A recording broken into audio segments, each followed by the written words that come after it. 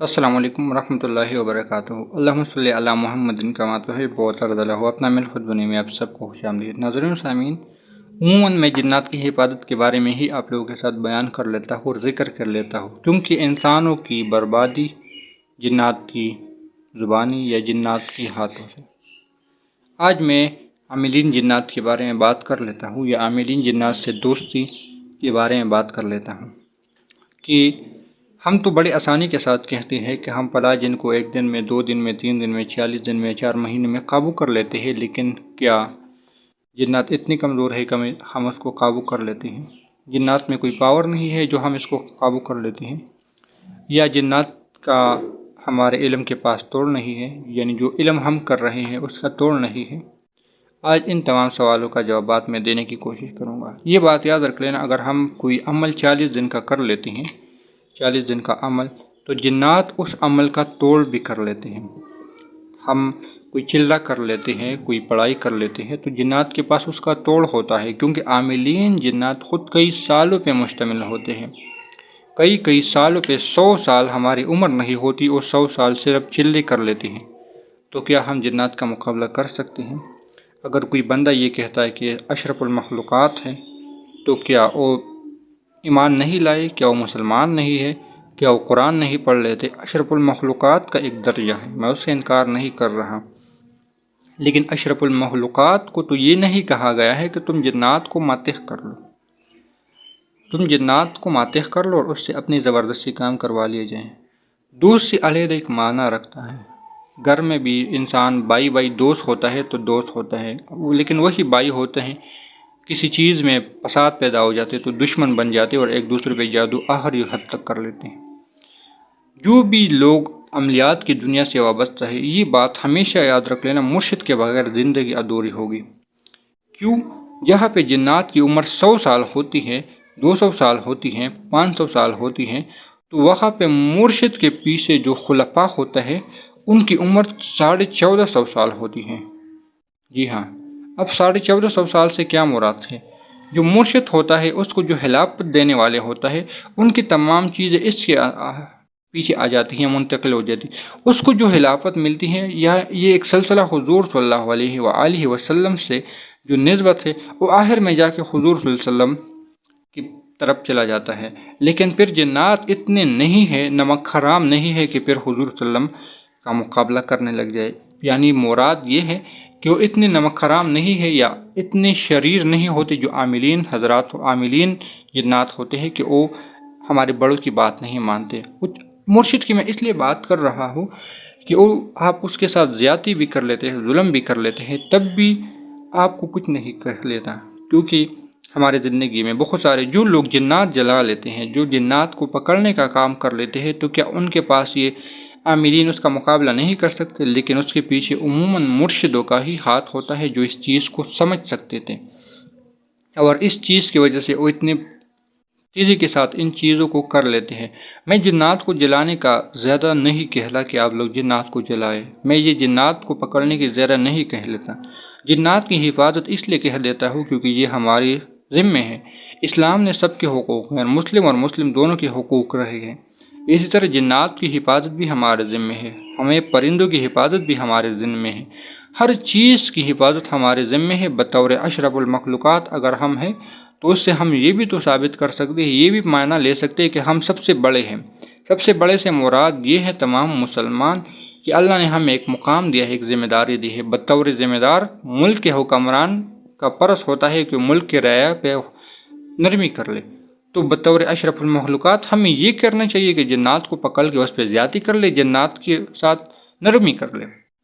اشرف المخلوقات کا معنی یہ بھی تو ہو سکتا ہے عاملین جنات، جو لوگ جنات کے پیچھے پڑے ہوئے ہیں۔ یہ بات یاد رکھ لینا کہ جس کا مقابلہ تم کرنے لگے ہو اس کا مقابلہ ہر بندہ نہیں کر سکتا۔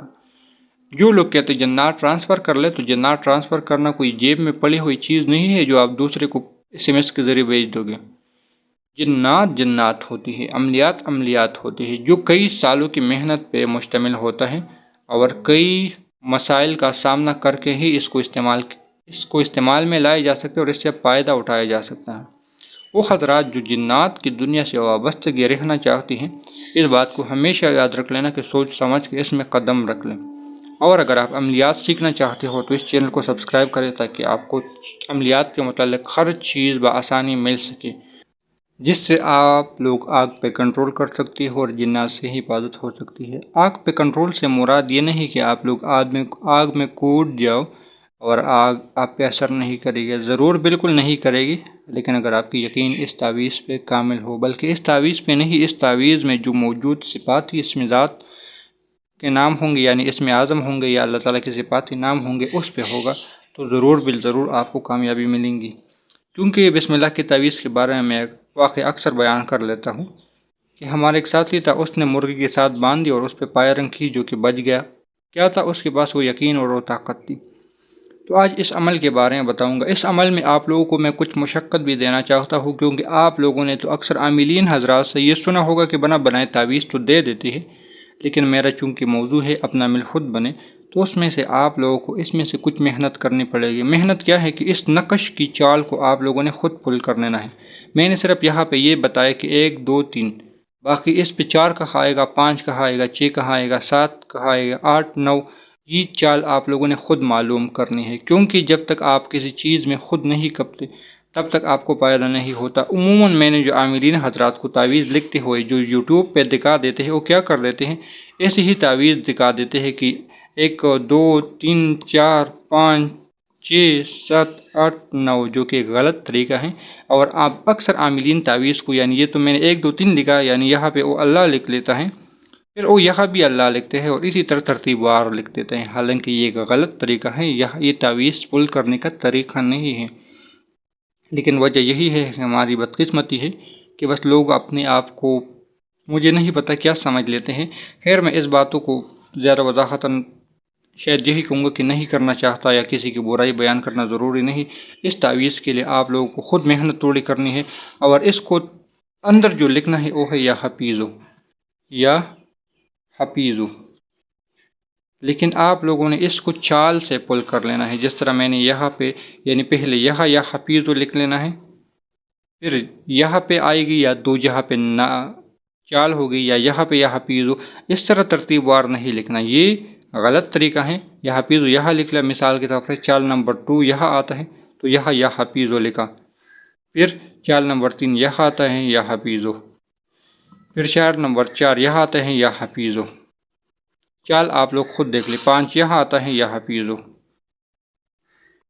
6 یہاں آتا ہے یا حفیظو، 7 یہاں آتا ہے، 8 یہاں آتا ہے، 9 یہاں آتا ہے۔ مجھے پتہ نہیں یہ میں نے صحیح پل کی یا نہیں، مجھے پتہ نہیں، لیکن آپ لوگوں نے صحیح پور کر لینا ہے، کیونکہ یہ تعویذ کے اصول ہوتے ہیں۔ پھر آپ لوگ بے شک آگ کو اپنے ہاتھ میں یا اپنے کنٹرول میں کر سکتے ہو، جو کہ آپ لوگوں نے عموماً فلموں میں تو دیکھا ہوگا جو اثر نہیں کر لیتا، اور میں نے فلموں میں بھی بتایا تھا کہ فلموں میں چھپے ہوئے روحانی راز، جس پر ایک ساتھی نے مجھے ایک ویڈیو بھیجا اور اس نے ایک چیز مجھے دکھائی کہ گاڑی واقعی ہوا میں اڑ رہی تھی۔